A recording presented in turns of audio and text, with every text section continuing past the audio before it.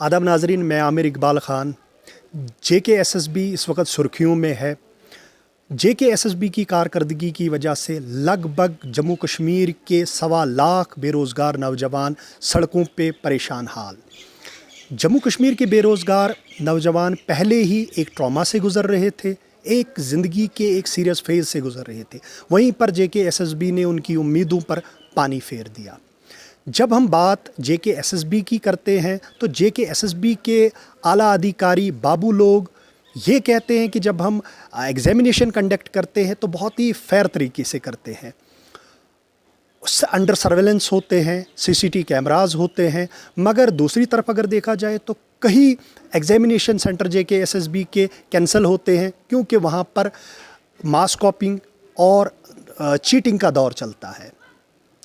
जम्मू कश्मीर की नौजवान बेरोज़गार नौजवानों की बात करें तो इस वक्त ये है कि कहीं जम्मू कश्मीर के बेरोज़गार नौजवानों के जहन के साथ इस वक्त खेला नहीं जाएगा, उनका माइंड डाइवर्ट तो नहीं किया जाएगा, कहीं एंटी सोशल एलिमेंट एक्टिविटीज़ में या फिर ड्रग्स की तस्करी के लिए उन्हें धकेला तो नहीं जाएगा, या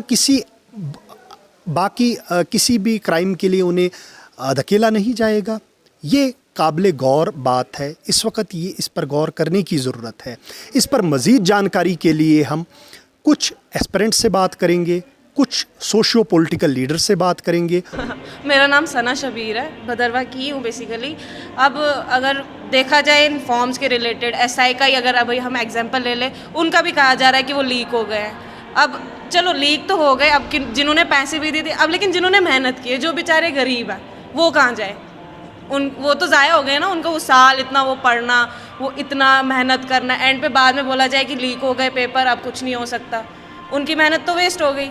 और जिन्होंने पैसे भरे उनका क्या है, वो तो आगे जाके और पैसे दे देंगे। और अगर वो कोई अपनी मेहनत से भी आगे बढ़ जाता है ना, एंड पे फिर बाद में अरे नहीं इसने लीक करवाया था पेपर, नहीं इसने पैसे दिए होंगे पक्का।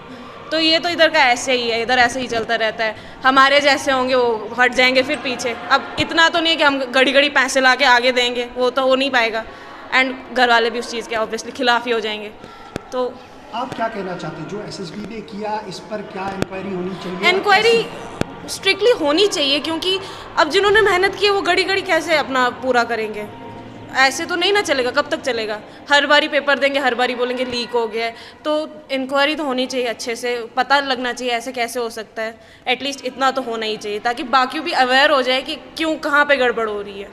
सेंटर्स कैंसिल, हाँ वो तो है, क्योंकि चीटिंग तो होती है। फिर अगर देखा जाए इन अ पैरेलल साइड चीटिंग भी होती है, तो वो तो फिर ऑब्वियसली बात है, सेंटर कैंसिल हो जाना, फिर आधे उनकी मेहनत सीधा वेस्ट है। ये तो सीधा है, उनकी जो पढ़ाई इन्होंने की, जितना ये साल लगाया वो सारा वेस्ट है दूसरों की वजह से, जो भी ये रिश्वत वगैरह खा रहे हैं, कुछ भी कर रहे हैं।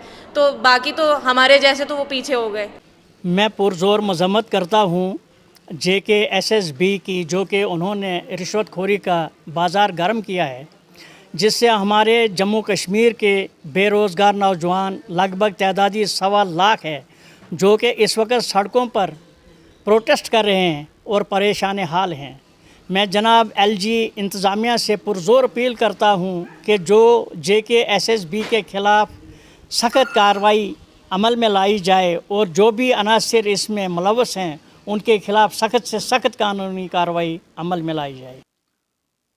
अभी हाल ही में JKSSB के जो एग्ज़ाम हुए, उन एग्ज़ाम्स के अंदर बहुत बड़ा घोटाला हुआ है।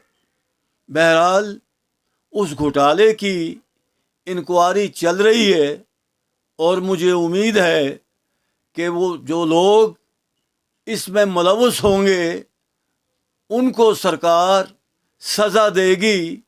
लेकिन इसके साथ साथ मैं ये कहना चाहता हूँ कि इस बिद्दत से यहाँ का जो पढ़ा लिखा नौजवान है उसके अंदर बहुत बड़ी एक मायूसी पैदा हो चुकी है कि इतनी मेहनत करने के बाद, अपनी आँखों का खून निकालने के बाद भी इनके साथ यहाँ इंसाफ नहीं होता है। लिहाजा आज के इस दौर के अंदर जब नौजवान मायूस हो जाता है, जब उसे कोई कारोबार नहीं मिलता है, तो वो दूसरी तरफ भी सोच सकता है।